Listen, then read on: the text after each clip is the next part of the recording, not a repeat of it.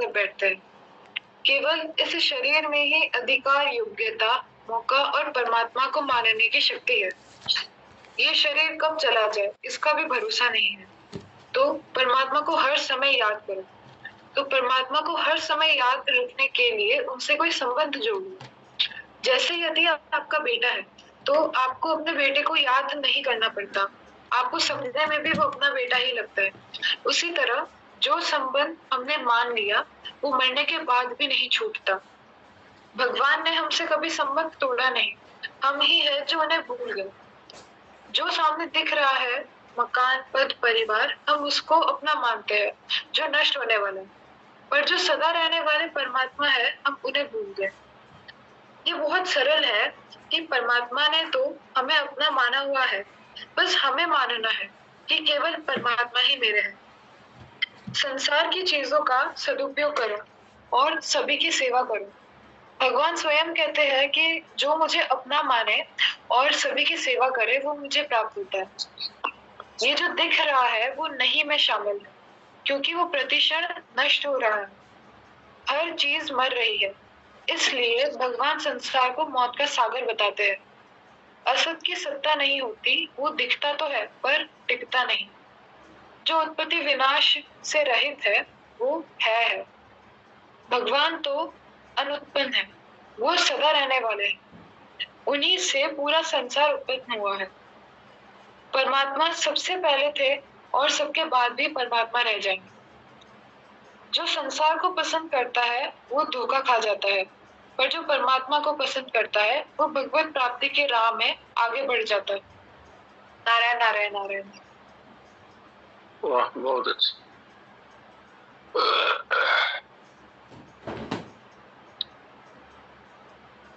तो अब ये सब बोले भजन। हाँ, भजन सुनाओ। नारायण नारायण नारायण जी। गोप्या बेटी घर के माई, श्याम बजाई बांसुरी। गोप्या बेटी घर के माई, श्याम बजाई बांसुरी। बंसी सुन गोप्या सब दाई, बंसी सुन गोप्या सब ध्याई। मोको याद करे यदुराई, मोको याद करे यदुराई। हिय में प्रेम रयो समाई, हिय में प्रेम रयो समाई। दौड़ी अरद रे नरे माय, कृष्ण के सामने खड़ी। दौड़ी अरद रे न में आय, कृष्ण के सामने खड़ी। गोप्या बेटी घर के माई, श्याम बजाई बांसुरी। देखत ही बोले जदुराई, अब तुम कौन काज यहाँ आई। देखत ही बोले जदुराई, अब तुम कौन काज यहाँ आई। घर वालों को संग नहीं लाई, घर वालों को संग नहीं लाई। तुमने छोड़ दही मर जात अकेली, घर से निसरी। तुमने छोड़ दही मर जात अकेली, घर से निसरी। गोप्या बेटी घर के माई, श्याम बजाई बांसुरी। गोप्या बेटी घर के माई, श्याम बजाई बांसुरी। गोपिया कहे सुनो जदुराई, क्यों तुम मधुरी वेन बजाई। गोपिया कहे सुनो जदुराई, क्यों तुम मधुरी वेणु बजाई। तब हमरे न सकी गरमाई, तब हमरे न सकी गरमाई। मारो चित हरली नो नाथ देय की सुध बुध बिसरी। मारो चित हरली नो नाथ देय की सुध बुध बिसरी। गोपिया बेटी के माई श्याम बजाई बांसुरी। उन कर बोले श्री घनश्याम, ये नई कुलवंती के काम। सुन कर बोले श्री घनश्याम, ये नई कुलवंती के कामना से धर्म होते बदना, आमना से धर्म होते बदना। मथारा घर का जोरया बाट पुत्र घर रोवे सुंदरी। तारे घर का जोरया बाट पुत्र घर रोवे सुंदरी। गोपिया बेटी घर के माई श्याम बजाई बांसुरी। हरि की सुनी अनोखी बात, थरथ कापी एक ही साथ। हरि की सुनी अनोखी बात, थर थर कापी एक ही साथ। अब घर किस विद जावा नाथ, अब कर किस विद जावा नाथ। बिलकत आन चढ़ी, बिलकत आन पड़ी चरणा में अखियानी फिर से भरी। बिलकित आन पड़ी चरणा में अखियां नीर से भरी। गोपिया बेटी घर के माई श्याम बजाई बांसुरी। मोहन बोले अमृत बाणी, प्रीति साचे मन की जानी। बोल मोहन बोले अमृत वाणी, प्रीति साचे मन की जानी। तुम मत चिंता करो सयानी, तुम मत चिंता करो सयानी। हिल मिल महारास अब कर सा धीरज राखो सुंदरी। हिल मिल महारास अब कर सा धीरज राखो सुंदरी। गोपिया बेटी घर के माई श्याम बजाई बांसुरी।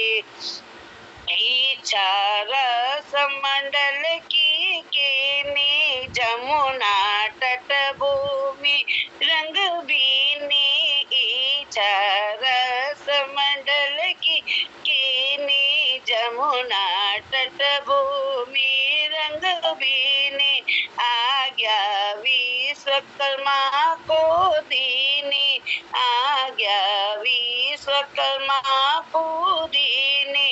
अब तुम करो मंडप तैयार, थली सब रत्ना सुजड़ी।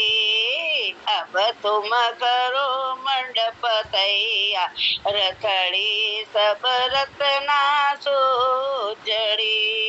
गोपिया बेटी घर के माई श्याम बजाई बांसुरी। आज्ञा विश्वकर्मा सिरधारी, मोह पर कृपा करो गिरधारी। आज्ञा विश्वकर्मा सिरधारी, मोह पर कृपा करो गिरधारी। हो गई मंडप की तैयारी, हो गई मंडप की तैयारी। हाजिर हुई योग माया, जब हरि के चरणा में पड़ी। गोपियाँ बेटी घर के माई, श्याम बजाई बांसुरी। मोहन रूप लिया बहुतार, गोपियाँ हो गई सब तैयार। मोहन रूप लिया बहुतार, गोपियाँ हो गई सब तैयार। अरे बाजे मृदंग बीन सितार, बाजे मृदंग बीन सितार।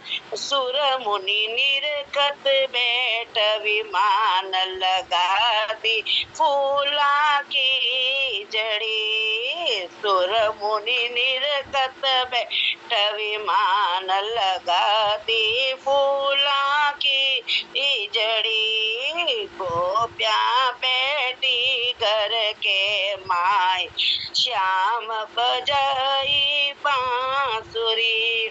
छम छम नाचे कृष्ण मुरारी, एक गोपी एक कुंज बिहारी। छम छम नाचे कृष्ण मुरारी, एक गोपी एक कुंज बिहारी। ऊंद्र छटाई उजियारी, ऊंद्र छटा पूर्ण चंद्र छटा उजियारी। जमुना रुक गई बहती धार, रहन छे मास की करी। जमुना रुक गई बहती धार, रहन छे मास की करी। गोपियाँ बेटी घर के माई, श्याम बजा बांसुरी। लीला महारास की गावे, जहाँ का काम क्रोध मिट जावे। लीला महारास की गावे, जहाँ का काम क्रोध मिट जावे। जम की त्रस कबहू नहीं आवे, जम की त्रस कबहू नहीं आवे। परिणीत सम स्कम भागवत, धन धन ब्रज की गोचरी। परिणीत सम स्कंद भागवत, धन धन ब्रज की गोचरी। गोपिया बेटी घर के माई, श्याम बजाई बांसुरी। गोपिया बेटी घर के माई, श्याम बजाई बांसुरी। प्रणाम जी, सब नारा। वाह वाह, बहुत ही अच्छी सुनाई आपने। ये महाराष्ट्र जो है, ये शरद पूर्णिमा के दिन हुआ था। आज शरद पूर्णिमा है। कोई ने कल ही मनाई थी। तो मुझे याद है बचपन में शरद पूर्णिमा के दिन छत पर खीर बनाकर रखते थे, और ये मान्यता है कि भगवान रास रचाते हैं और चंद्रमा है वो अमृत की वर्षा करते हैं। तो उस खीर को सुबह प्रसाद के रूप में देते हैं।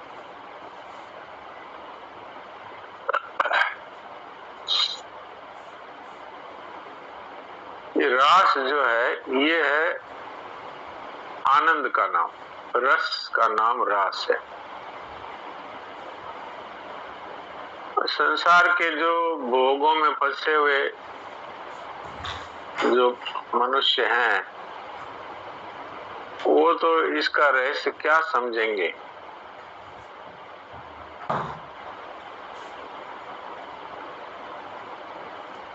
तो हम लोग तो भोगी कीड़े हैं, शरीरों को लेकर के आकर्षित होते हैं। और ये जो रास है, इसमें गोपियां और भगवान सभी चेतन स्वरूप हैं। ये हमारी तरह जड़ शरीरों वाले नहीं है। ये दिव्य शरीर है। ये हमारी तरह पृथ्वी, जल, आकाश, वायु, अग्नि से बने हुए पंचभूत रचित शरीर नहीं है। भगवान श्री कृष्ण के जिस तरह दिव्य शरीर है, ऐसे ही गोपियां जो उनकी परिकर है, उनका भी दिव्य शरीर है। और ये दिव्य वृंदावन धाम है, दिव्य जमुना जी है। और यहाँ पर शारीरिक सुख की कोई गंध भी नहीं। ये केवल प्रेम का आदान प्रदान है। फिर भी भगवान ये बात कहते हैं गोपियों से कि भाई आप इस अर्धरात्रि में घर छोड़ करके आ गई, तो ये तो ठीक नहीं है ना।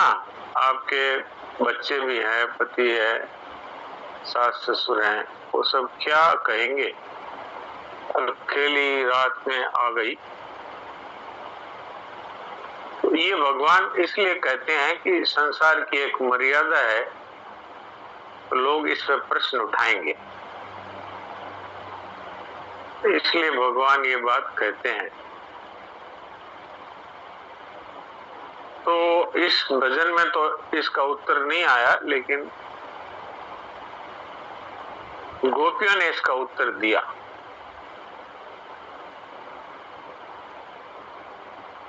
भगवान ने कहा, भाई तुम क्यों आई।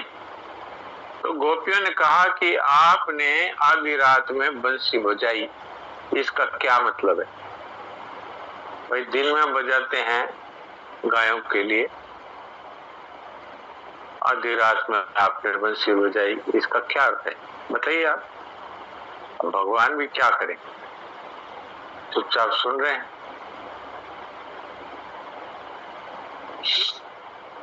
इसका अर्थ तो है कि आप लोगों ने हमें बुलाया, अब आप ही हमसे प्रश्न कर रहे।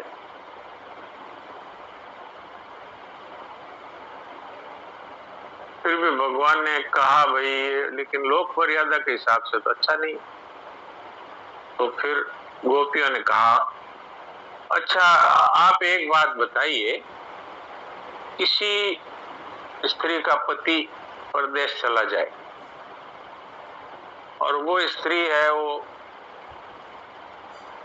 उसकी एक मूर्ति बना करके घर में रख लेती है और उसी को भोजन करती है, तो पहले भोजन कराती है और उसी से आज्ञा लेकर के घर के सारे काम करती है।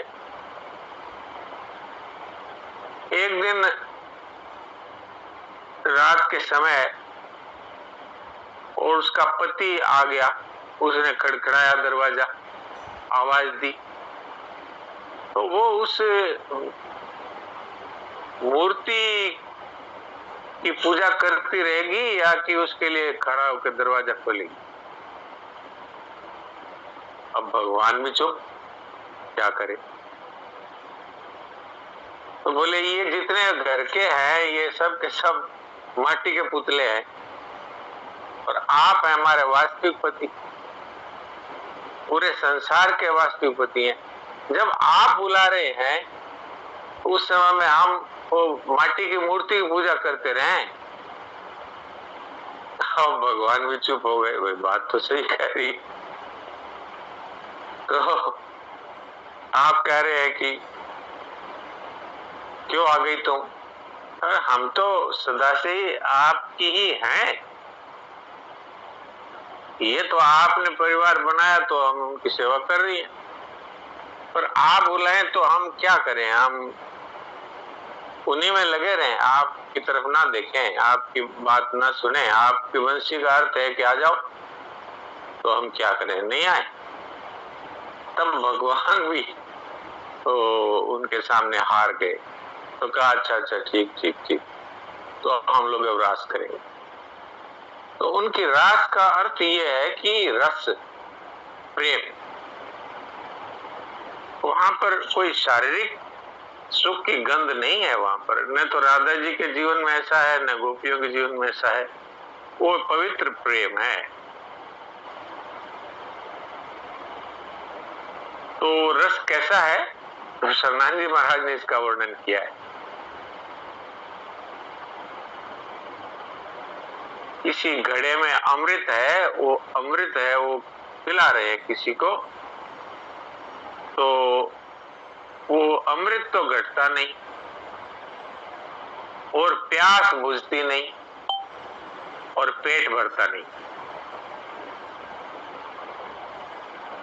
यानी रस है वो समाप्त नहीं होता और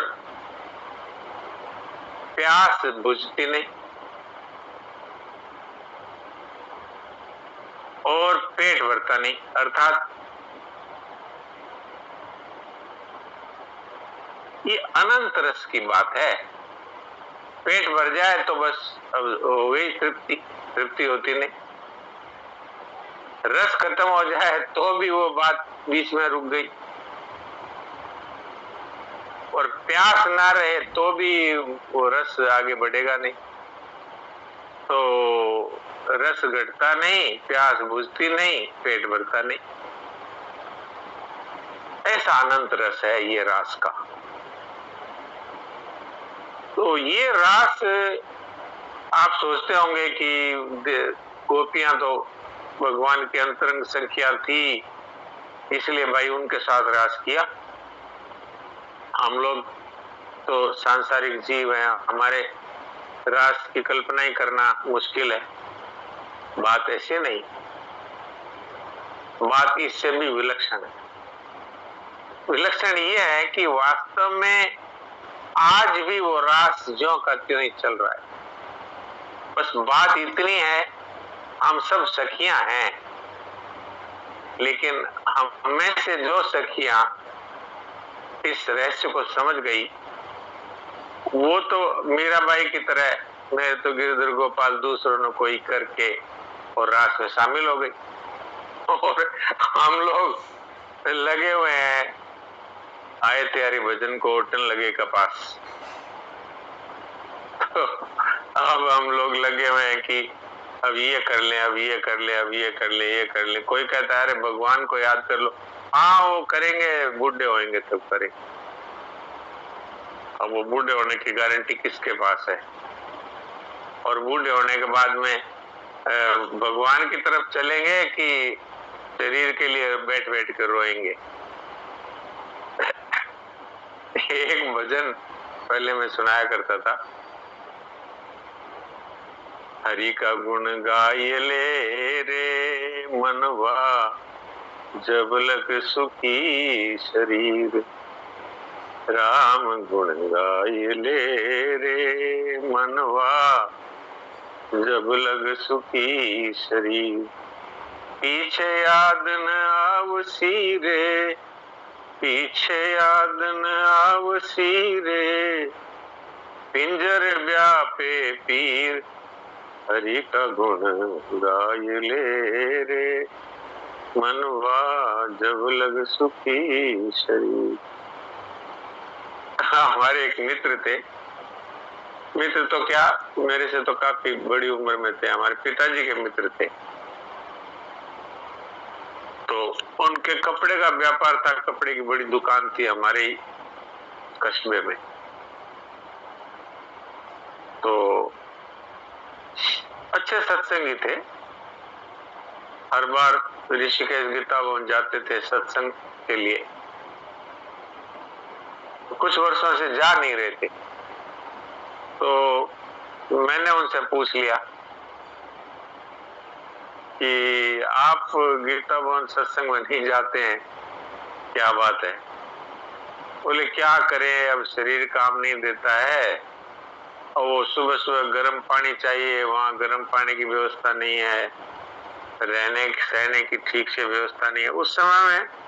आज तो गीता भवन में फिर भी काफी रहने की सुविधाएं हो गई। उस समय में मुझे याद है पिताजी हमें लेकर जाते थे, हम छोटे थे तब, तो ऐसे कच्ची सी कोठड़ियां थी, उन्हीं में हम लोगों को ठहरा देते थे। जो आपने अगर देखी हो तो ये जो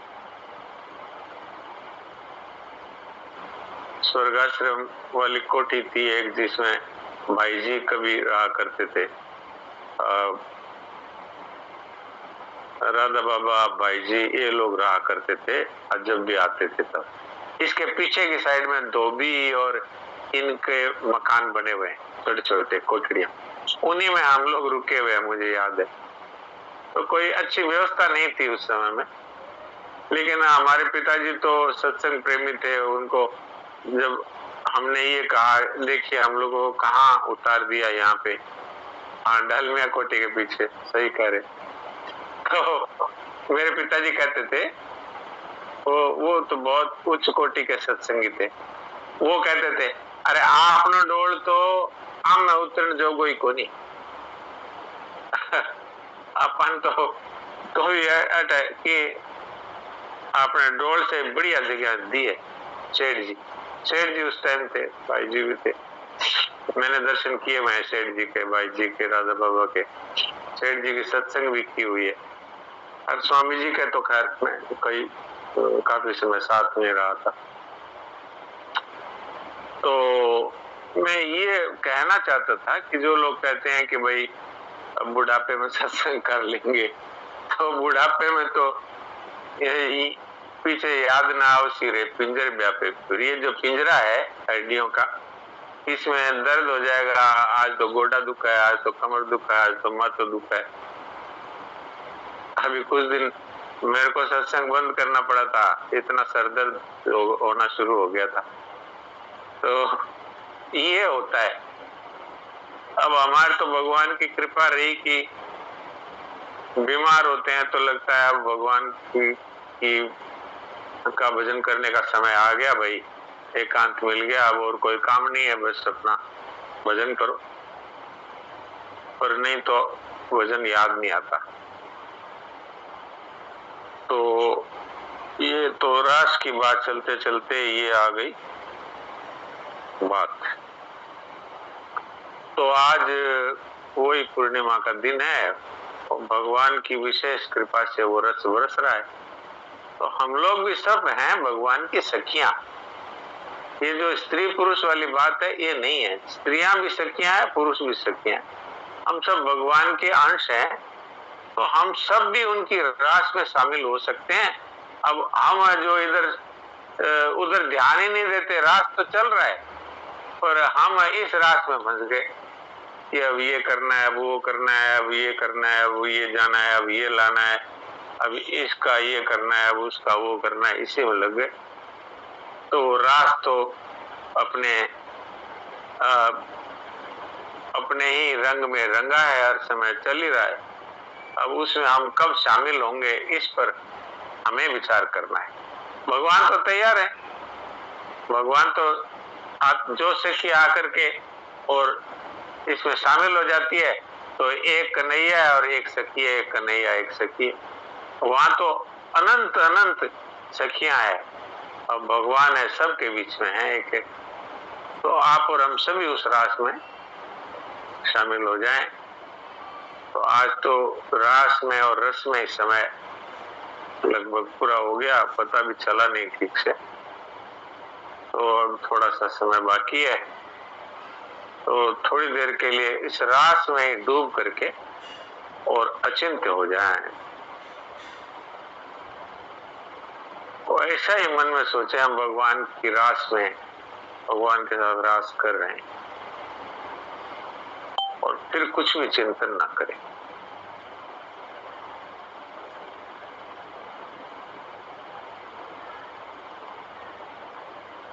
आज जो संतोष भाई ने बहुत अच्छा भजन बोला, मुझे तो ये याद भी नहीं था।